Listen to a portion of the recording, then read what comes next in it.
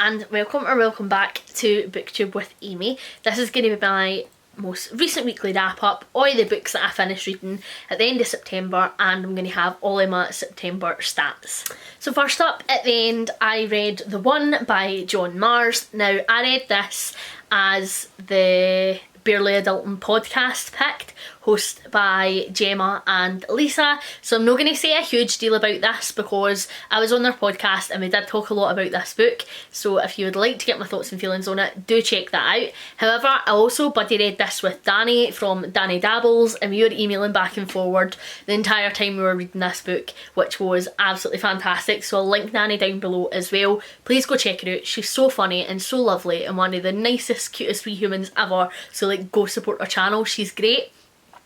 This was a bit of a bust of a book for me, to be honest. The concept is so interesting. So it is essentially like DNA will be able to tell you who your soulmate is based on genetic markers in your DNA. And so then it's sort of feel like, right, well, who gets tested, who doesn't? If couples have been together for a long time, do they get tested? How do we view couples who haven't got tested and choose to be together? You know, is every couple who are genetically identified as soulmates supposed to be together? And I felt like this was going to be an episode of Black Mirror, but with like a whole host of social commentary.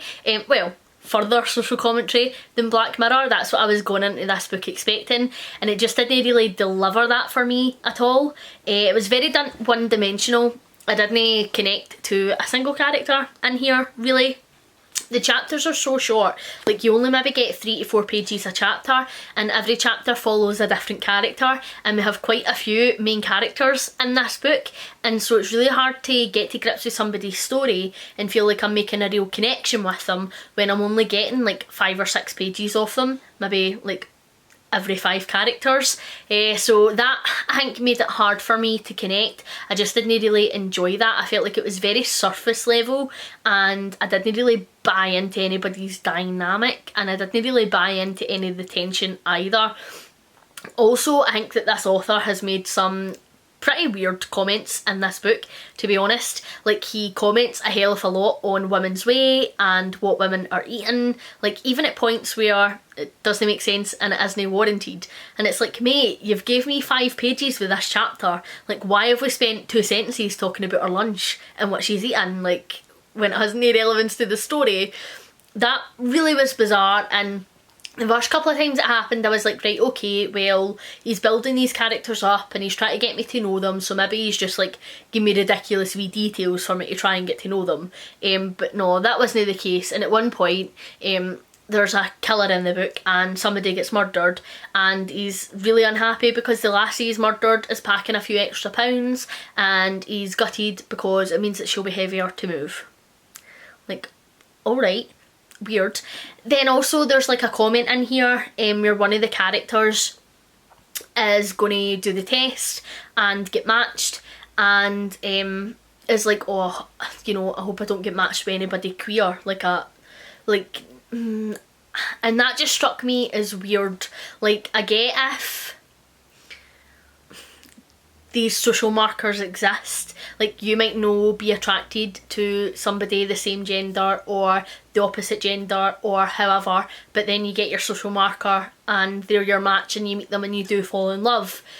But to like just make that comment and have that be an acceptable comment to make, I found really weird. I just didn't think there was a need for it. And then there's also one as well where one of the people in here has met her match, but she hasn't introduced them to her family yet, and they're like, is he black? Like, as if that's a reason why she would hide him. And like, she does say like, oh, you know, even like your racist granda would learn to love him if he made you happy. But like, also that's no an acceptable comment to make. So why has it just been made and accepted? Absolutely crazy. So no, I didn't enjoy this, it wasn't for me, and as it is named The One, it also got a 1 star. I hated it. And then I read Ophelia After All by Raquel Marie. Now this has been on my radar for a wee while, and I've actually had the book on my wish list for a wee while, but I saw that it was on NetGalley, so I requested a copy to see if it was something that I would enjoy. It's supposed to be like a YA contemporary about two teenage girls who I believe fall in love, go to prom together, the whole shebang. So that sounded right up my street and like something I would enjoy. However, the writing style just didn't work for me. I didn't even get hugely into this, to be honest, before I decided to DNF, because it is just not the type of writing style that I enjoy whatsoever. Like, everything was described, everything was very hinty and info dumpy, and that just nips my knitting. Like, I can't get on board with it. I just think it's poor writing, and so I didn't want to put myself through reading the entire book, even though the premise sounds brilliant. But maybe if you read a lot more contemporary, like, I appreciate that that is the style that contemporaries tend to follow. So like, if you read a lot of them, then this might be up your street, but it just wasn't it for me, like, at all. Like, she's having a conversation with her best friend at one point, and like, we get the main character's like internal monologue, and instead of just saying what she wants to her best friend, she's like thinking it and saying something else, and then she's like, and then maybe I should say this to distract her so that she doesn't think about this. But then we didn't really find out like what's happened there, so it's all again that like, ooh, like teasing you into reading it writing, and I'm like, I cannot be bothered. And then like, it goes to her pal and she'll make a comment and she'll be like, oh, and she says this because blah blah blah blah, like, and describes 50 or personality traits. It just wasn't it, so it was a DNF. And then lastly is Partima. I seriously need to finish this challenge. I read An Elderly Lady Must Not Be Crossed by Helene Thurston, and this is the second book in the Maud saga. So Maud is an elderly lady, and you know, commits a wee bit murder with people who get in her way, who annoy her, who cause her any minor inconvenience in her life, because she's like, I'm too long in the tooth for this shit, like, get out my way, you're dead, moving on with my life. And she's an absolute hero. I love the first one. The first one was either a 4 or a 5 star for me, I can't quite remember. But the second one, I've been really excited for it. However, this one didn't hit to the same highs as the first one did. I think what I loved about the first one is we see Maud, and she is just like such a immense character, and I see all the time that I think older characters are massively underserved in literature, and so I loved that we had an older character like humping bodies about and, you know, using her age as like a wee bit of a excuse, you know, and so that people are assuming that she's not capable of these things, and I just thought that that was absolutely brilliant.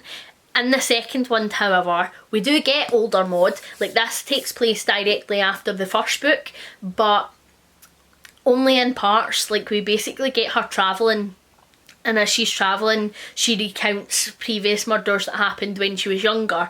And so while I felt like we got to know a lot more about Maud and sort of understand why she was committing the crimes that she was committing and find out like where that all started for her, which I did enjoy, I was just missing that like current Maud, I think.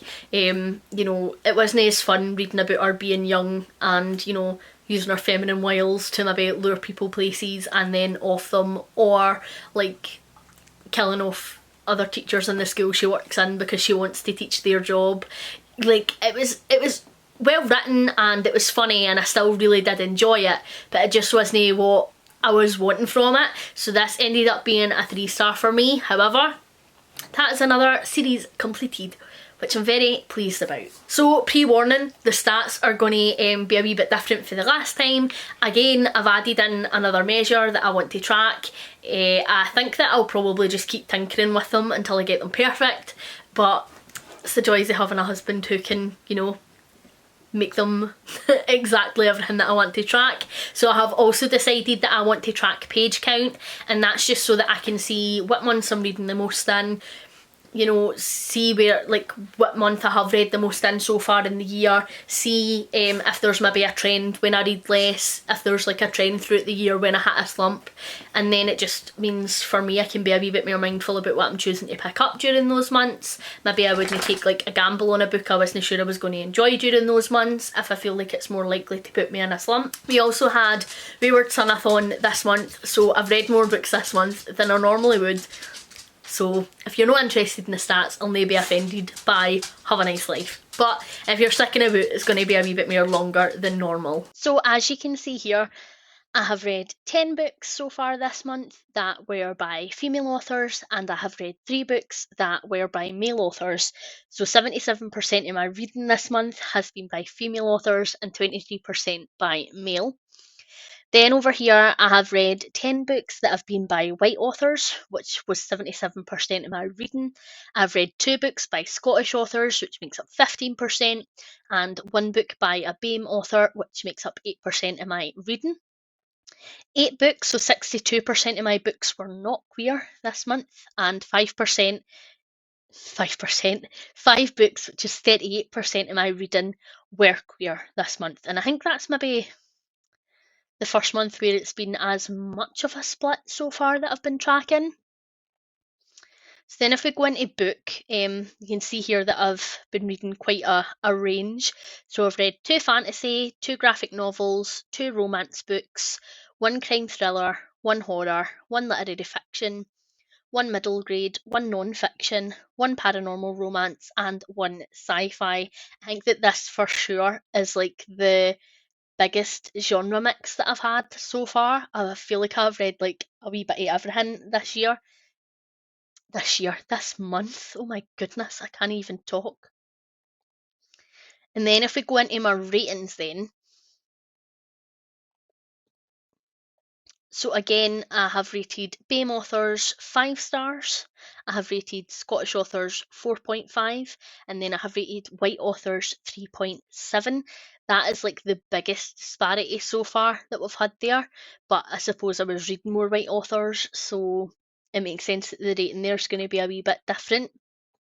I have rated my female authors 4.1, and I've rated my male authors 3.33, which I think is a bit of a common trend with my rating, as I tend to rate male authors a wee bit lower, but then always read more female authors, so interesting.